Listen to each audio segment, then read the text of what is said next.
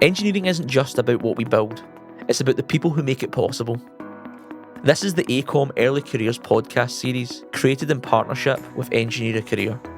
Here, we go beyond job titles and projects to uncover the real stories of the people shaping our world. You'll hear from apprentices, graduates, and early career professionals who are building their future at AECOM, sharing how they got here, what drives them, the lessons they've learned along the way. From tackling the challenges of clean energy and sustainability to finding purpose through design, infrastructure, and innovation, these are stories of growth, ambition, and impact.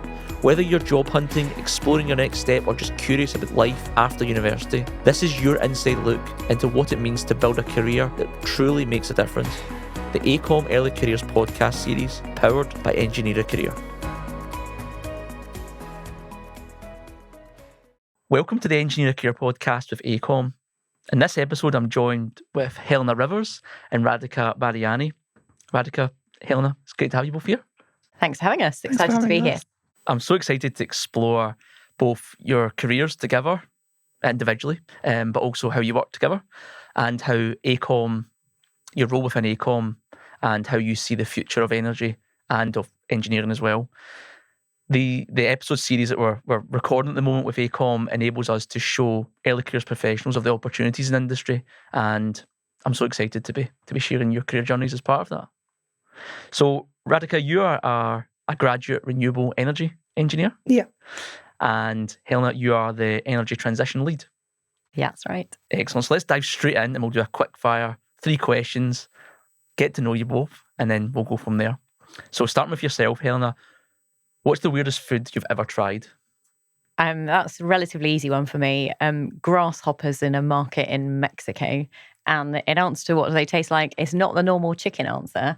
They're just so covered in salt that was kind of the only flavour. And they're very crispy. So you don't see them coming to the UK anytime soon, or? Well, it's very interesting, isn't it, with all of the conversation about, in the future, getting our protein from insects. So probably not quite in grasshopper form, but, keen to see where it goes. And what's one thing on your bucket list? I'm going to go quite specific here. So I think quite a common answer would be swimming with dolphins. I love the idea of surfing with dolphins. You see them surfing naturally. Occasionally you hear people getting that amazing opportunity. Having said that, I don't regularly surf, so I think the chances are quite low. And if you weren't in this career, what would you be doing? It's a great question. I think it's hard to answer it quickly, but I think I'd be a sociologist. The further through my career I get, the more relevant I see how society behaves and responds to things. And obviously, energy transition being a pretty big thing that society is responding to in really interesting, varied ways. So yeah, that would probably be my next interest. Brilliant. That's exciting. It's interesting, the psychologist one as well. Yeah, a lot of change at the moment, and trying to understand it from a behavioural point of view is certainly Absolutely. a fascinating topic. Yeah. So Radhika, over to you. What's the weirdest food you've ever tried?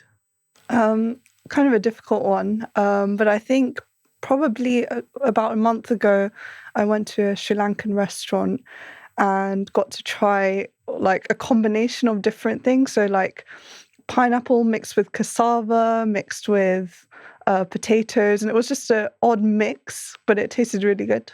Sounds like something we should try. And what's one thing on your bucket list?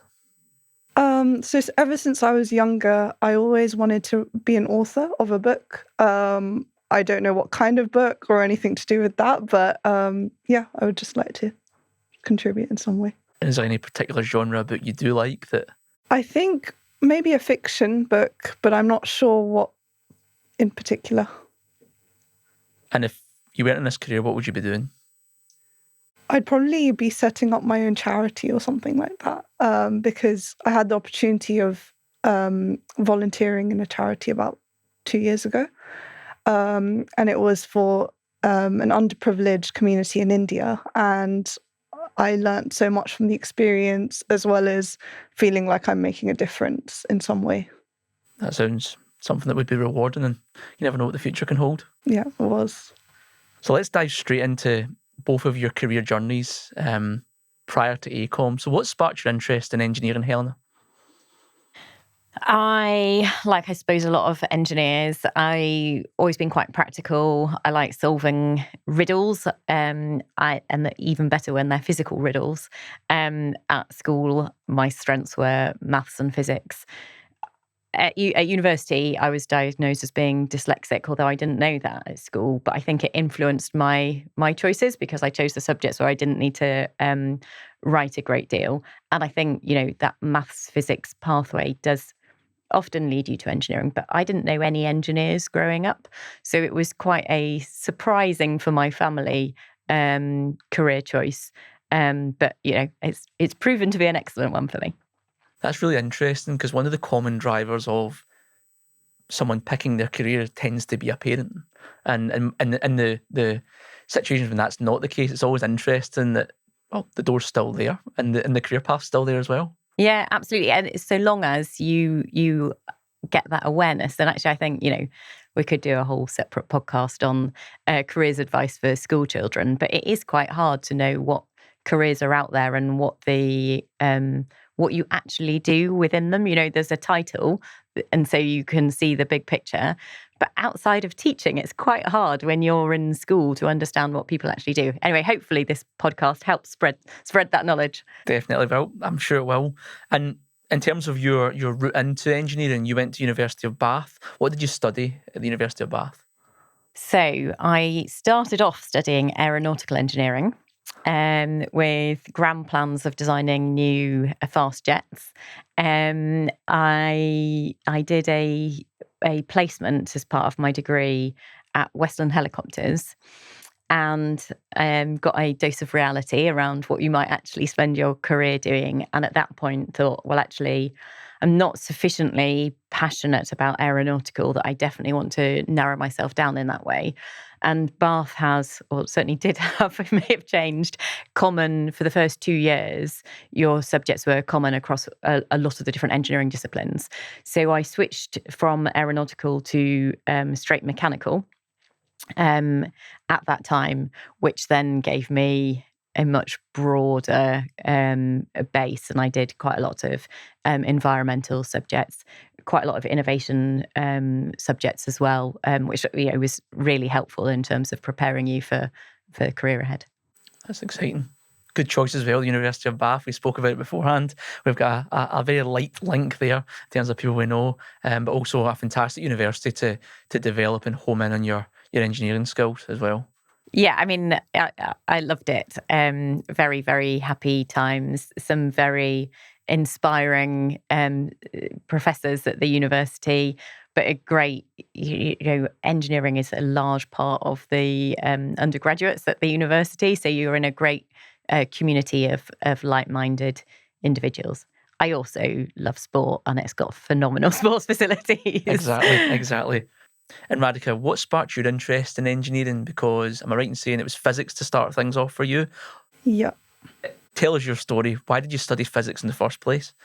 So interestingly, I didn't really like physics at all at GCSEs. It was my least favourite subject. But I chose it because it kind of complemented maths and science quite nicely, which I did enjoy. So I did take it at A-level and kind of found myself getting interested in it.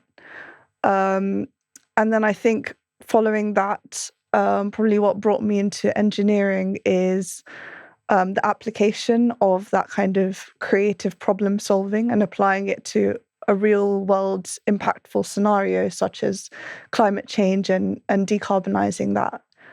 That's really exciting. It's always amazing speaking to someone who has studied not engineering in the first place and then found their way into engineering. It's almost like the core of what we hear as STEM nowadays. So to come into engineering with that physics background must be really exciting. Whereas, a lot of people who pick engineering know what they're going into. So what particular masters did you study? So I studied sustainable energy engineering, which was brought on by the fact that I kind of wanted to be involved in something that will make a change in the world and make a difference. I think engineering is, again, something I never would have thought of originally, probably because of the whole kind of societal kind of mindset of it being a man's job and being very hands-on. And even within my own family, it was kind of seen as something that only men do. So it was quite something that I hadn't considered originally. But I think it's a good application of the knowledge that I kind of want to pursue.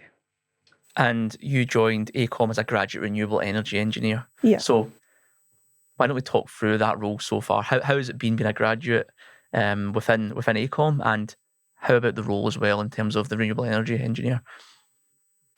So I've had a lot of opportunities. I think, for example, recently I was involved in a project where we got to travel across Europe.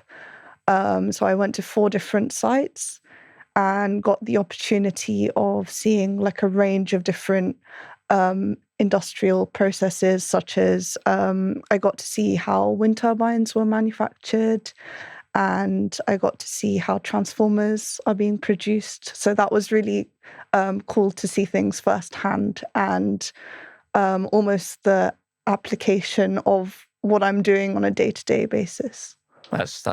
That must be incredibly rewarding, especially at this stage in your career, really getting an insight into the technologies which are fundamental to the transition which we're driving through at the moment. So over to you, Helena, as the energy transition lead. Talk to us about that role, your role at the moment, and the importance of it. Yeah, I mean, we've already referenced it a couple of times in the first few minutes of this podcast, haven't we? I mean, the energy transition is fundamental to how our world operates going forwards. It's easy to underplay, particularly in the current geopolitical climate, the impact of climate change. But the scientists understand and have communicated thoroughly to us all that we're in an existential crisis and we need to do everything differently. And, in a nutshell, that is the energy transition.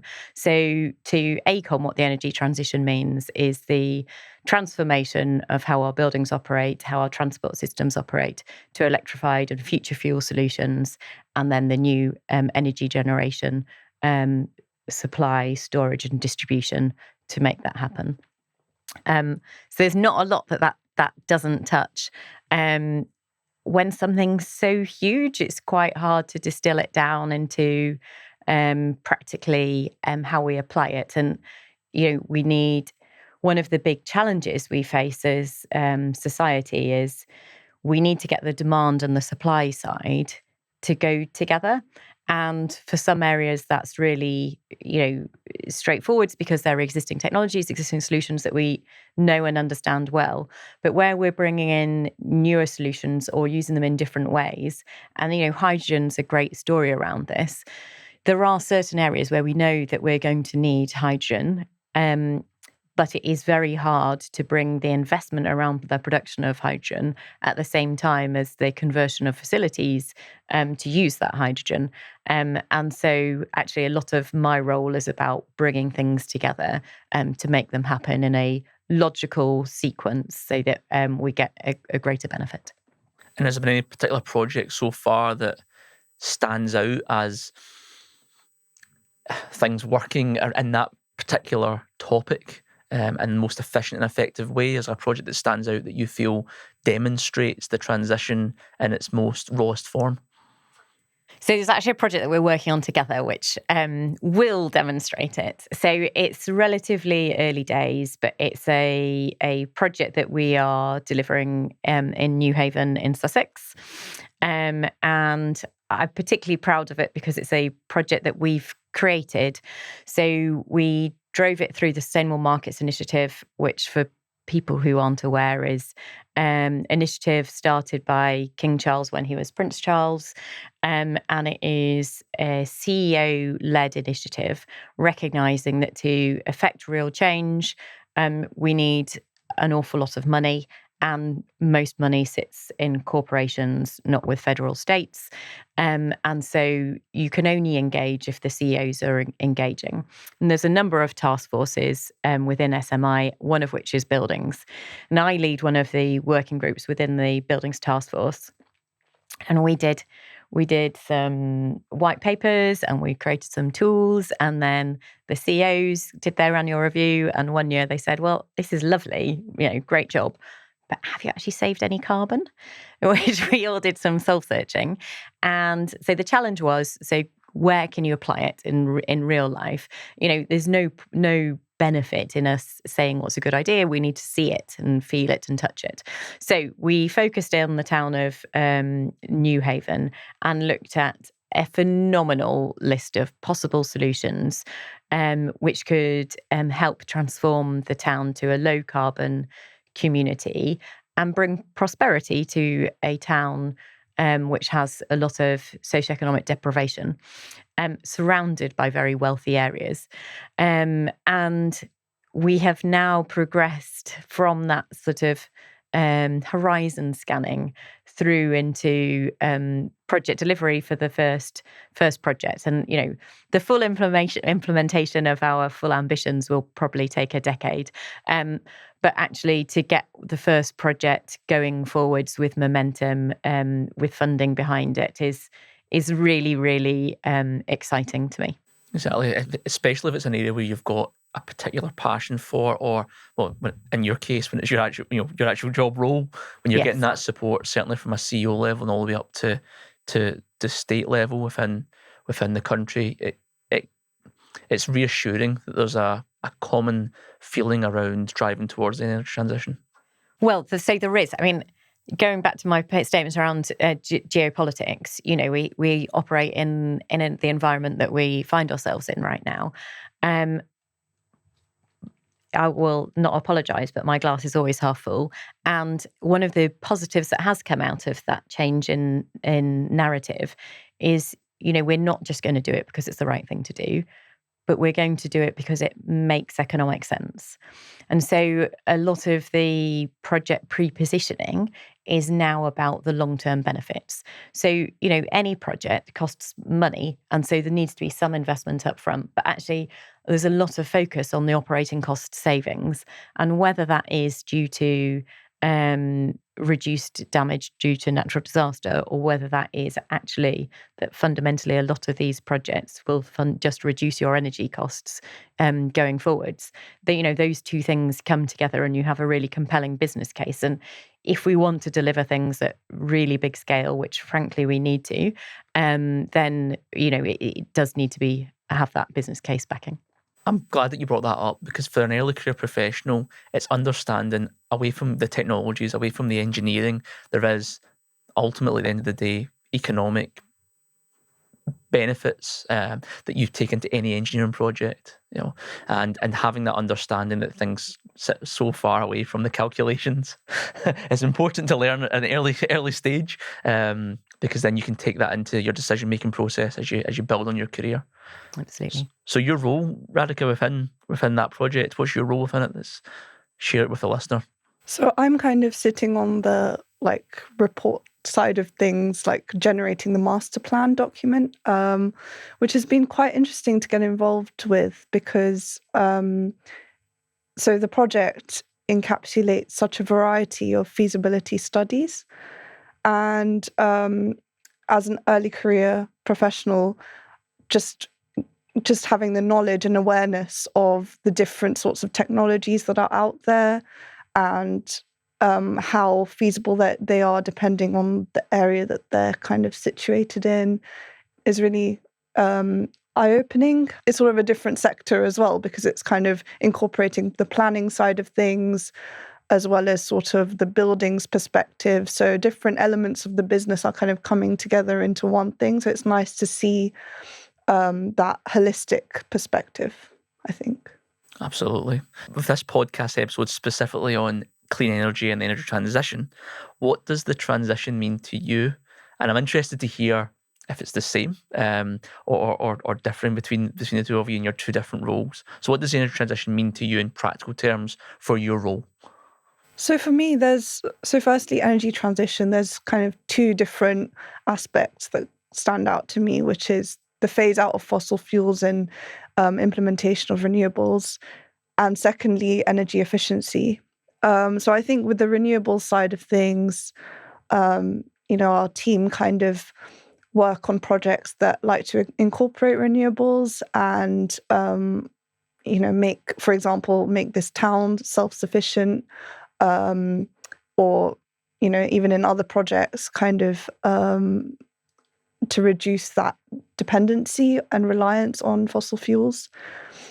And then additionally, on the energy efficiency side of things, we kind of incorporate projects in our advice to clients that work on kind of more the reducing the energy demand and kind of the conscious behavior of clients. So I think energy transition is such a big term that it kind of encapsulates all these areas.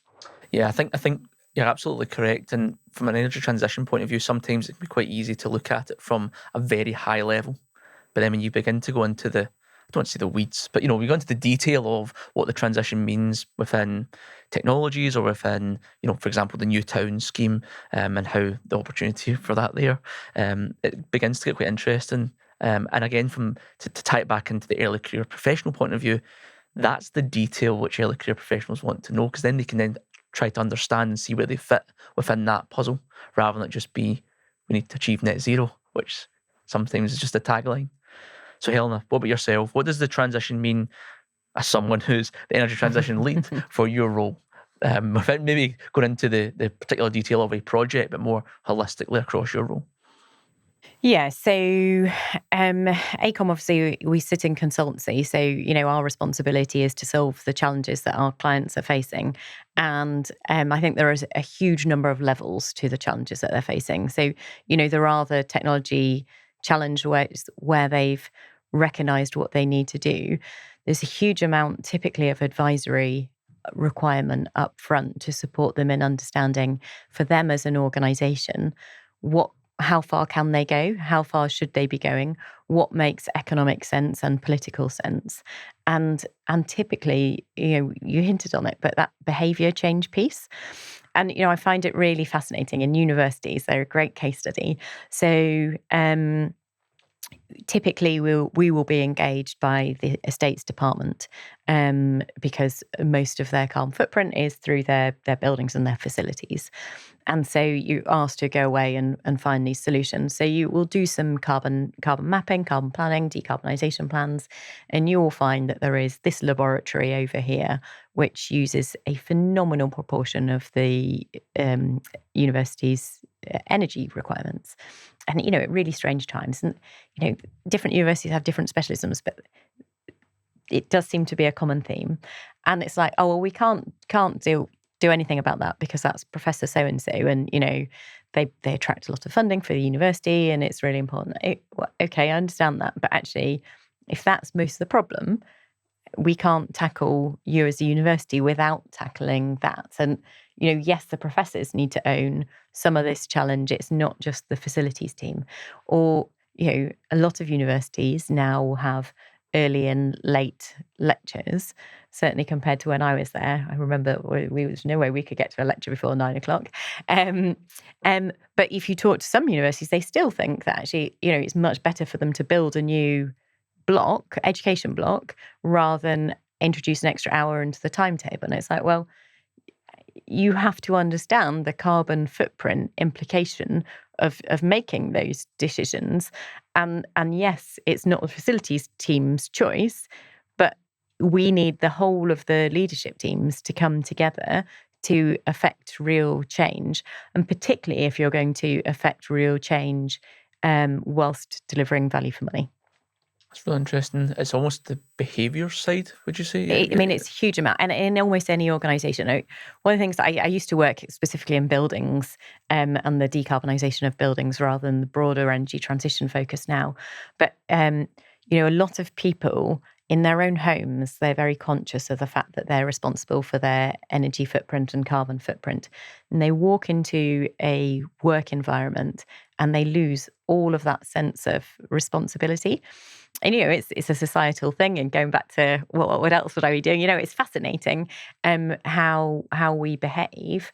But, how do we, create a culture of caring within the workplace that we all or most people naturally feel within the environment where they feel they can have a greater influence. If you're enjoying this podcast, you can subscribe and follow now.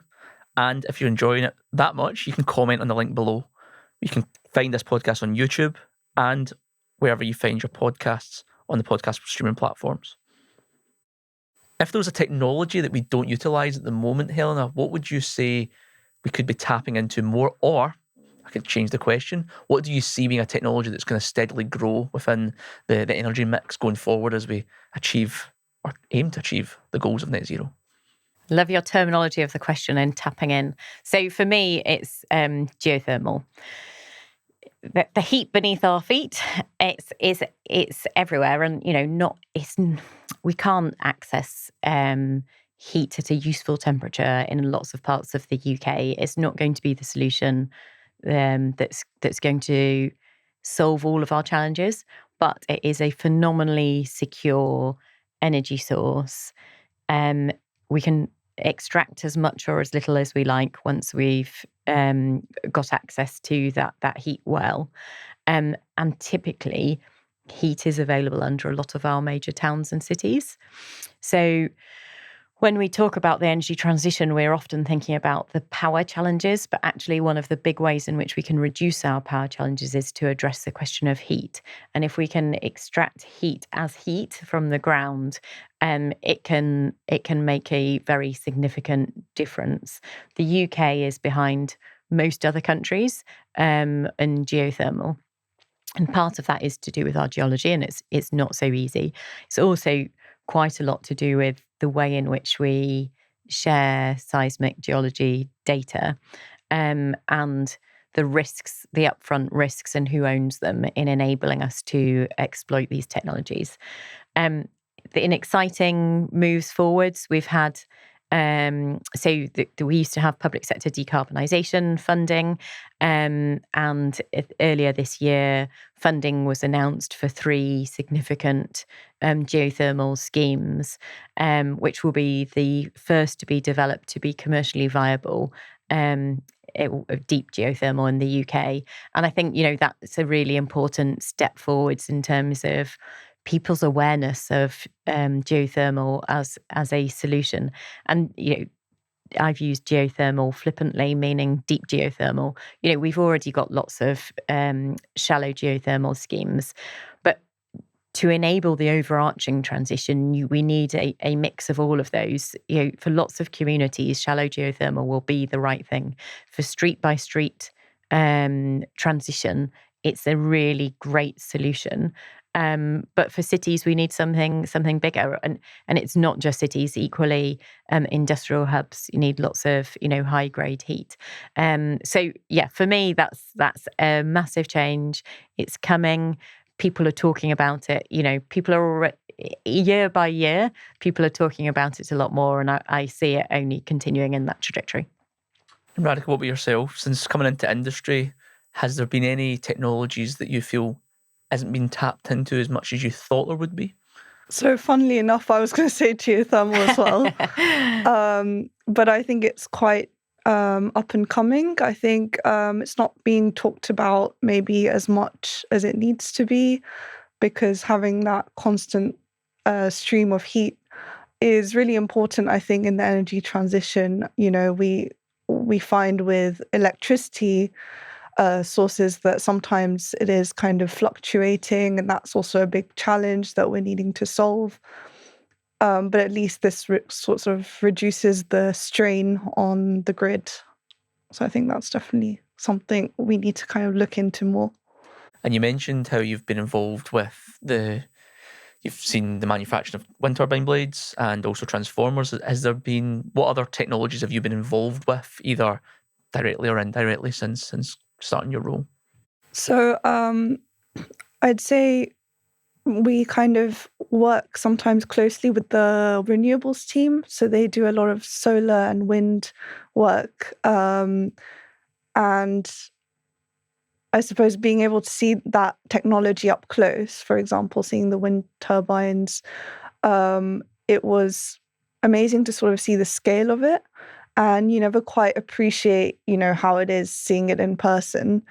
But I think that it's definitely, like, for example, economically, wind is kind of there. I'd say solar is kind of definitely reducing quite significantly. But even wind is becoming more financially feasible.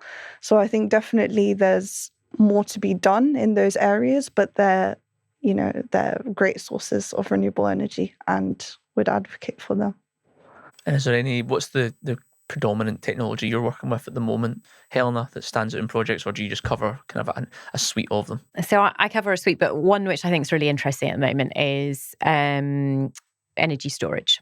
So whether that is the use of BESS systems, by which we mean battery energy storage systems, in private wires, microgrids, smart grids, everyone has different terminology, to enable development to happen where we've got grid constrained areas, or whether actually it is a straightforward ambition around decarbonisation of supply, where operators have actually control over that decarbonisation and want to deliver it themselves, or finally whether it's just about operating costs. The flexibility that comes from those battery solutions being much more available now is massive.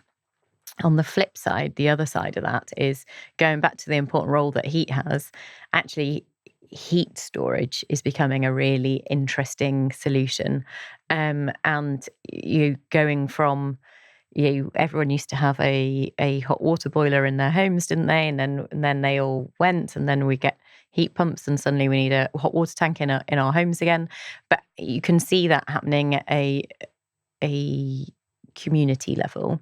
And it is a very cheap, reliable way of storing a lot of energy as heat. And so actually, as a lot of the energy transition challenge isn't just about overarching capacity, but it's about the timing of the demands and the peaks and the troughs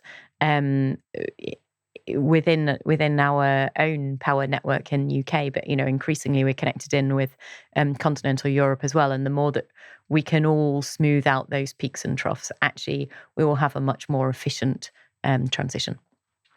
I think so far in this episode, all we've heard is opportunity and expansion. And if you're an early career professional listening to this, there's so much you could get involved with, whether it piques your interest now or something you want to investigate that might pique your interest along the way, similar to yourself, Radhika, from physics to engineering. One of the things we speak about a lot with students, or certainly we do for Engineer a Career, is the involvement in extracurricular activities, be societies, be networks. It's good to network with your peers, or those who you know and don't know, but also to build your soft skills and to make a difference. Is there anything that you're involved with outside of your day-to-day job in terms of networks? Yeah, so I do volunteer in 2 networks. So firstly, the Ethnic Diversity Network, which is an ERG in AECOM, which stands for Employee Resource Group. And it's kind of enabled me to get to meet people across the business that I wouldn't have normally had the opportunity to. So I would really encourage it for an early career professional coming into it. And kind of as we were mentioning before, it's really important to have that cultural diversity because it enables you to have such a range of diverse perspectives on the energy transition in our case. And that's really vital because right now we're thinking about new solutions kind of and how they can come about. And I think you need that range of perspective on it. And we have a common friend in the Energized Black organisation that we both know, and the amazing work that they're doing. So we'd actually, alongside, as part of the EDN, we hosted an event in collaboration with Energized Black. And that was a great success. And it kind of highlighted the importance of bringing the topic of the energy transition to diverse ethnic groups, and they all kind of contributed really well. we had like a group activity where everyone got to kind of network and input their own ideas, and there was overall a positive experience. Yeah.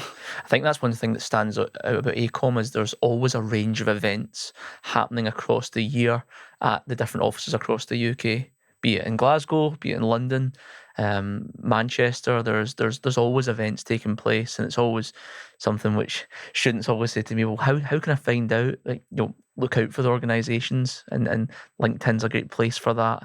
And also these communities which you mentioned, such as Energize Black. There's these opportunities to get in, to collaborate, to learn about communities, to learn about what others are doing within their career, which can just inspire yourself and those who are close to you. So I'm also involved with the Energy Institute Young Professionals Network and have been involved for the past 2 years now. I think it's been an amazing experience. I've had opportunities to moderate a panel as well as host events on, so I did one on COP29 and one on the just energy transition, both of which were really inspiring. I got to meet some like-minded individuals and network with them. And you also get to see how passionate young people are about the energy sector, and just how open-minded they are as well. So we kind of talk about different research that's up and coming, as well as different technologies that are like becoming more available. And it's just nice to get different people's opinions on it. So that's been a great experience. I'm glad to hear that. Mind the pun, but the energy when you get involved with networks of people coming together, perspectives, away from your job almost, I think there's something quite powerful about that.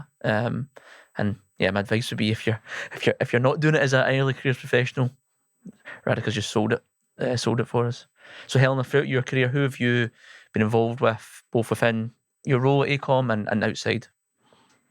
Yeah, I think we could spend a long time answering this, so we'll just stick to the IMechE. So the Institution of Mechanical Engineers, I became a very active volunteer about 10 years ago with them. And the story behind it is I was actually at a Women in Engineering networking event, and it was 98% women, a couple of men who looked really awkward, and we had the same conversations that I felt like we'd had for the previous 10 years. And I was chatting to one of my colleagues afterwards saying, well, how do we ensure that we're not just having this same thing again in another 10 years? And, we have influence within ACOM, but actually it's a societal challenge. It's not an ACOM challenge. So how do we have a bigger influence? And they said, oh, well, you have to go to your institution and become a trustee, because it's the trustees who dictate the strategic direction of the institution. Naively, I said, okay, fine. And I love a challenge. So I looked into what it was involved in becoming a trustee of the IMechE, and I stood for election, and I was lucky enough to be elected in. And it has been an amazing experience. So I think it was 3 years as an ordinary trustee, and then I think I did 3 years as a vice president. And within that time, there was huge change. One of the roles that I had was the trustee board representative on it's now called Culture and Inclusion, but it was at the time I think called ED&I board.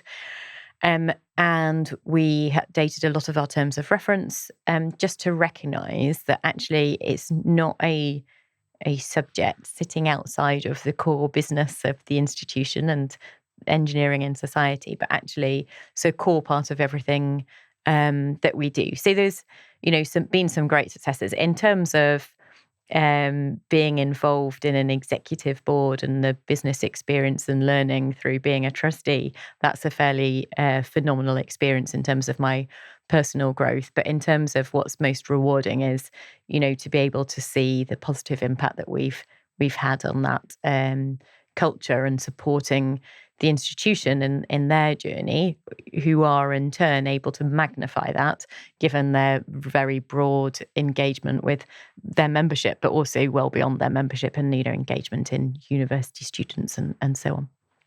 You mentioned personal growth there and your own kind of journey of realisation and experience. People play a big part in everyone's careers. So has there been any mentors or role models within your career that have supported you throughout it, Helena? Yeah, so one exceptional role model who I've been fortunate enough to have worked under for a lot of years is Lara Poloni. So she's the president for AECOM. She used to be the chief executive of our Europe region. It was Europe and Middle East at the time, and she was based here in London in our London office. And I mean, I don't think she was aware of the impact necessarily that she had on everyone, but actually just seeing her and the way that she went about her business and the impact that she had, and she's been phenomenally successful, has been really inspiring. And actually learning as I've become more senior within the business, have had much more interactions with her, and her commitment to enabling people's learning and growth experiences within their careers is really inspiring. And the fact that she takes interest in individuals and supports and knows what people have done, is just, she's an amazing role model and really inspirational person. And what about yourself, Radhika? Has there been anyone from a role model, mentor point of view in your career up to this point? So in ACOM in general, there are loads of leaders, just like Helena mentioned, and it's kind of difficult to pick out one person. But I think more on a personal level, my role models are probably my parents. They've kind of, helped encourage me throughout my career growth. And they've also brought a lot of different skills and encouraged them within me. So, for example, my mum is very caring. And I think that has influenced me in my career, because you kind of need that people-centric approach to it and that social sort of element to consider. Additionally, my dad is very sort of analytical in his thinking, and that's also really relevant, right? Because it's sort of a problem-solving based industry, and having that sort of plan and strategy is really important when we're thinking about the bigger picture. Well, it sounds like that's where the physics and engineering came from then, from your dad, and that kind of that process approach that all engineers love to lean into. So from your point of view then, how do you see young engineers or early career professionals shaping the future of energy based on what you've seen so far since starting your role at AECOM? Yeah, I think so. As I mentioned with the YPN, for example, I think a lot of young people are becoming more passionate about the area, maybe because they're more impacted, right, for the long-term effects of climate change.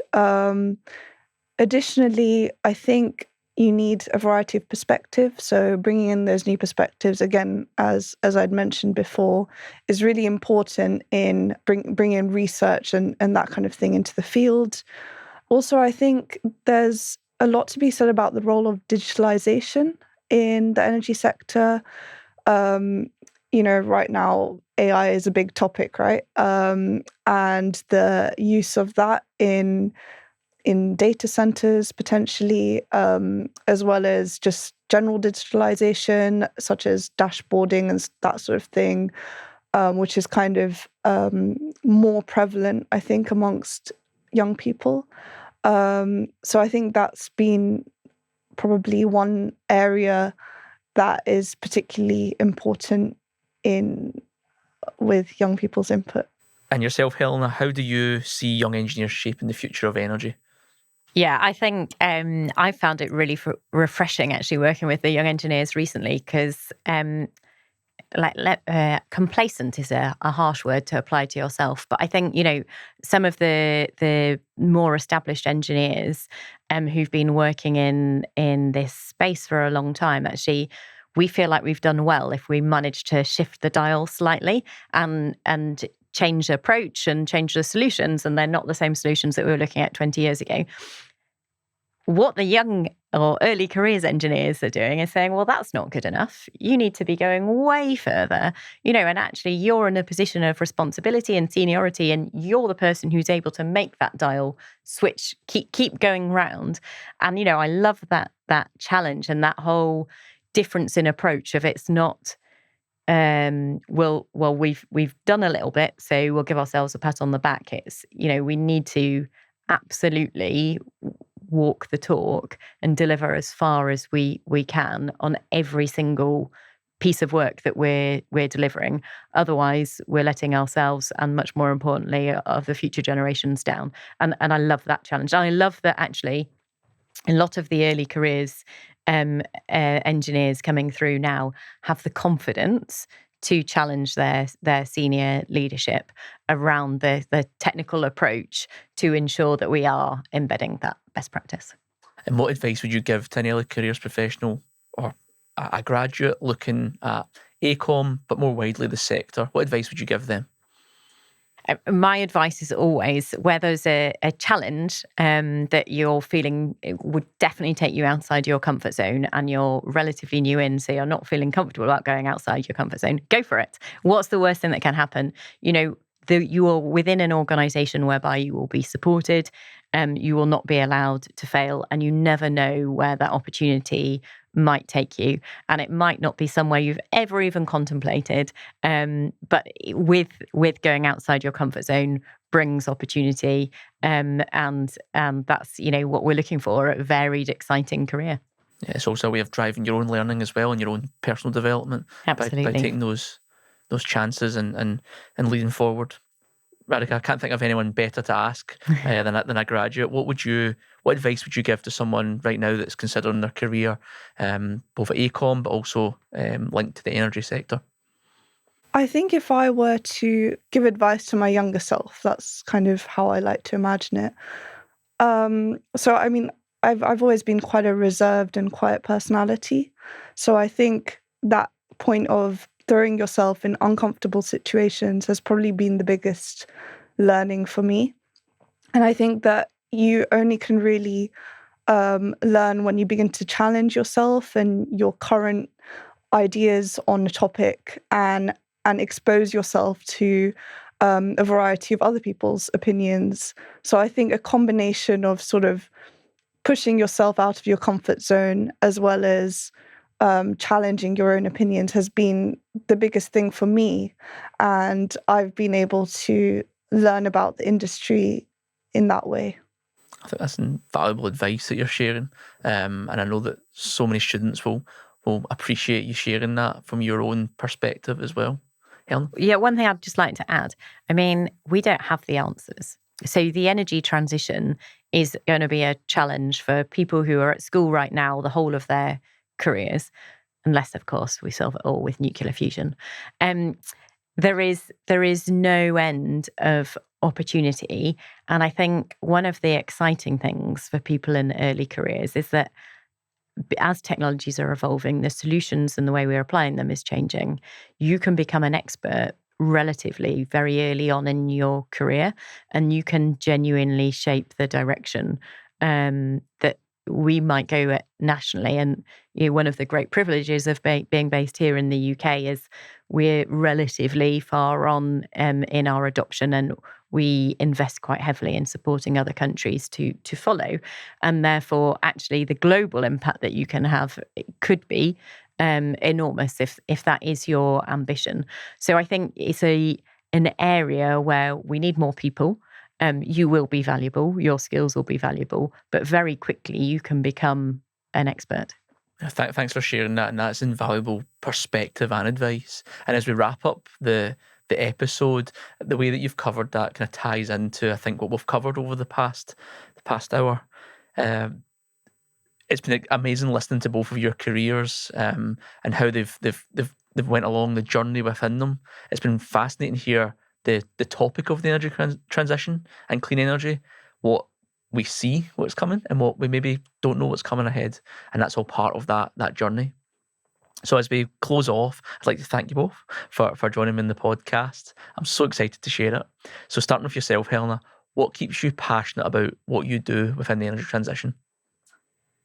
I think that's quite easy. I'm a parent and I want to create the best opportunity for my children. And I think there's very little I can do which will benefit my children more than ensuring that we have a planet that they can live comfortably on.